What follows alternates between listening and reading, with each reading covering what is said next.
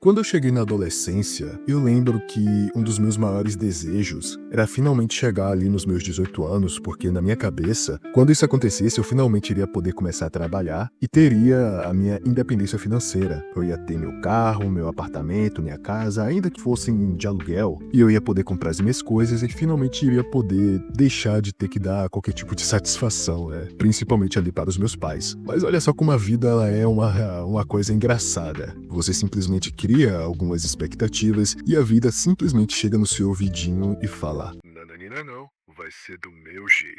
E na medida que você vai tomando essas porradas, vamos dizer assim, você começa a acordar pra vida e também começa a baixar um pouco a sua bola. Mas vamos lá, agora entrando aqui no assunto do vídeo. Se você, assim como eu, tá na faixa aí dos 20 aos 30 anos, ou até mesmo um pouco mais do que isso, por volta ali dos 35 ou até os 40 pra baixo, você, assim como eu, já deve ter percebido que na sociedade atual, no mundo atual, um certo padrão tem se tornado recorrente na vida das pessoas que têm a nossa mesma faixa de idade. Você trabalha, estuda, se especializa, às vezes tem até mais de uma fonte de renda, faz o possível para poder economizar, mas parece que ter aquele carro, aquele apartamento, aquela casa dos sonhos é algo quase que impossível de se alcançar. Mas não é só isso. Quando você vai no mercado, você também percebe que as coisas estão muito caras. Às vezes você só compra ali algumas besteiras, um energético, um salgadinho, talvez 1 quilo de alguma carne que você goste. E aí quando você vai no caixa, você percebe que tudo aquilo ali deu quase R$ 100.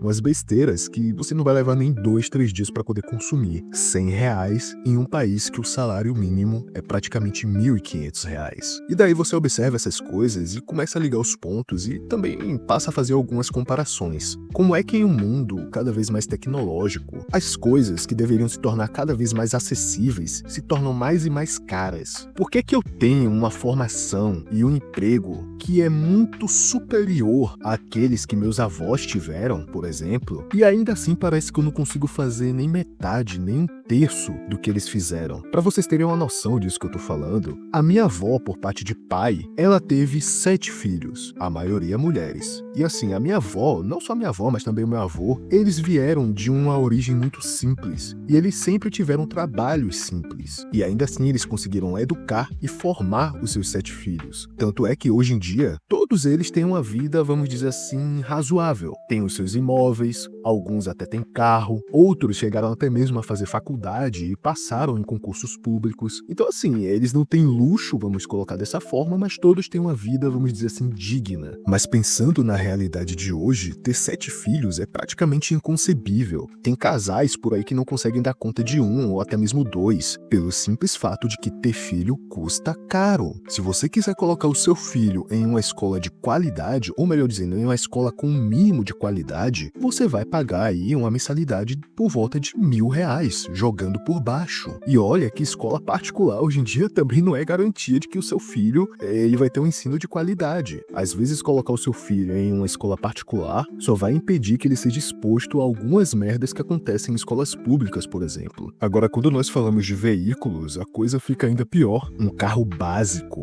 de último ano, 2024 ou 25, é no mínimo 40, 50 mil. E aqui eu tô falando de um Fiat Mobi, de um Kwid, a porra de um carro, me desculpa se você tem algum desses carros, mas é a realidade. Um carro que parece basicamente uma caixa de sorvete, parece que é feito de plástico aquela porra. Depois que passa de 60 km, parece que vai desmontar. Eu tenho um carro que é um sedã de 2018, eu paguei 60 mil. E eu comprei só por uma questão de necessidade, porque o trabalho que eu tenho e a cidade onde eu moro demandam isso. Só que eu não tinha dinheiro para dar entrada. Então o que é que eu tive que fazer? Pegar empréstimo do banco, que é outra pica. Peguei 60 mil, tendo que devolver praticamente o dobro pro banco. Praticamente R$ 120 mil.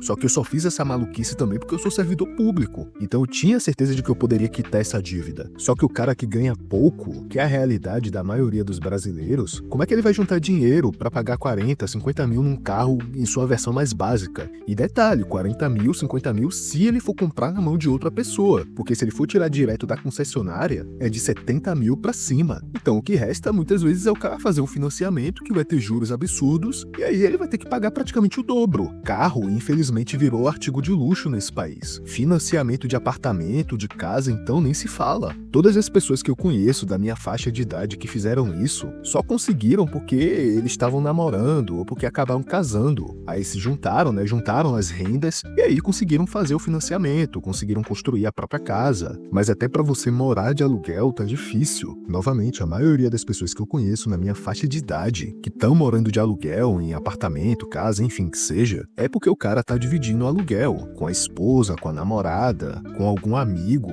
ou então, sei lá, os pais estão ajudando a pagar, porque sozinho, irmão, para você pagar o aluguel de uma casa, de um apartamento em um bairro seguro, se você mora em uma cidade grande, como uma capital, por exemplo, só se você ganhar razoavelmente acima da média, por volta ali de uns 4, 5 mil reais, e olhe lá, talvez você ainda vai passar alguns perrengues, alguns apertos. Eu mesmo, no meu cargo público, ganho por volta disso, na verdade eu ganho até um pouco mais do que isso, só que ainda assim, até hoje eu tô aqui com os meus pais, porque quando eu coloquei na ponta do lápis os gastos que ia ter morando sozinho, eu percebi que simplesmente não compensava. Ou seja, você trabalha e estuda cada vez mais para ter cada vez menos coisas, menos bens, menos direitos. E falando em direitos, a aposentadoria também é um outro ponto a se citar. Se você tem menos de 30, 40 anos, cara, esqueça, você não vai se aposentar, pelo simples fato de que o INSS é basicamente uma pirâmide que funciona da seguinte forma: você tem a classe de pessoas trabalhando e você tem a classe de aposentados. As pessoas que estão trabalhando, elas pagam impostos e parte desses impostos vão para as pessoas que estão aposentadas, como se fosse uma espécie ali de mesada que o Estado está pagando. Só que para isso funcionar, você teria que ter no mínimo ali um equilíbrio entre as coisas. Você teria que ter a mesma quantidade de pessoas ativas e a mesma quantidade de pessoas aposentadas. Só que não é isso que nós temos observado nos últimos anos. A taxa de natalidade reduziu drasticamente, não só no nosso país, mas no mundo de uma forma geral. As pessoas estão tendo cada vez menos filhos, ou seja, é cada vez menos gente no mercado de trabalho. E concomitantemente, a qualidade de vida das pessoas aumentou, ou seja, as pessoas estão vivendo mais. Tem um desequilíbrio aí na balança. E aí, para o Estado conseguir adiar o inevitável, o que é que ele faz? Começa a adotar medidas paliativas, que não vão resolver o problema, mas vão atenuar um pouco os sintomas. Começa a aumentar a idade mínima que a pessoa precisa ter para se aposentar, começa a aumentar o tempo mínimo de contribuição também para ela poder se aposentar. Só que assim, cara, tudo isso é paliativo, só vai adiar o inevitável. Se você tem menos de 30, 40 anos, você não vai se aposentar, pelo menos não daquela forma convencional, que é você ficar recebendo ali uma rendazinha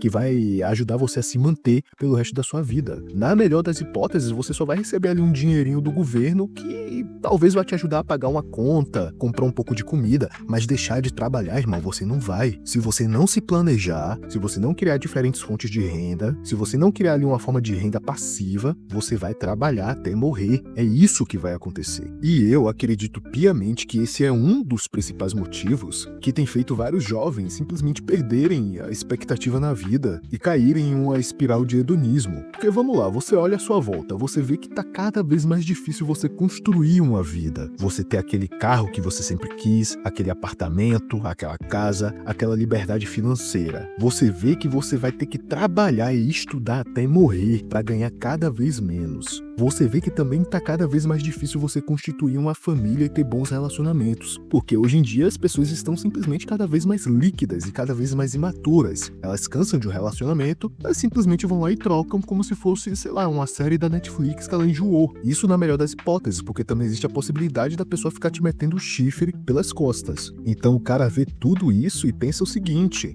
que se dane, já que eu não tenho certeza nenhuma do futuro, então eu vou focar no agora. E nisso daí o cara cai nas drogas, bebidas, relacionamentos casuais, festinhas, baladas, pornografia, dentre outras merdas ali, só pra poder, vamos dizer assim, viver o momento. Já que ele não tem nenhuma perspectiva de futuro, pra que ele vai se importar? Infelizmente, rapaziada, esse país aqui, ele é uma máquina de destruir vidas. Essa é a realidade, infelizmente. Enfim, esse foi o vídeo de hoje, espero que vocês tenham gostado. Não esqueçam de curtir e também comentar aí abaixo o que vocês acham desse tema. E é basicamente isso, nos vemos na próxima. Valeu, falou, até mais, fiquem na paz.